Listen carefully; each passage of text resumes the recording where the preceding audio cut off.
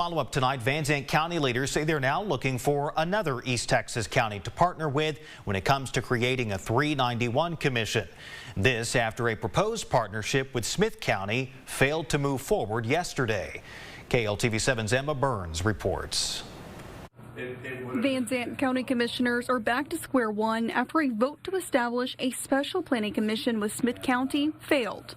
Judge Andy Reese says Zandt County has immediate need for more oversight as multiple projects are planned in the county. We have immediate needs, and that immediate need includes up to 17 different entities that are trying to build in our county. The 391 Commission is meant to give local governments the ability to team up and study the impacts of things like battery storage, solar farms, and data centers.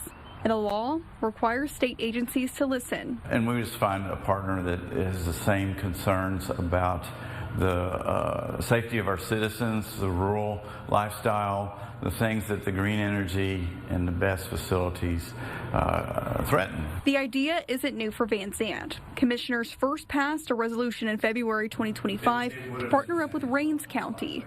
But Reese said Rains County later backed out after a leadership change. Commissioner Cliff Williams says forming a commission could add pressure on state agencies to uphold and enforce the law. If we all got together and we were as a unit, we're asking for information from the Public Utilities Commission, it's a louder voice than just Zandt County.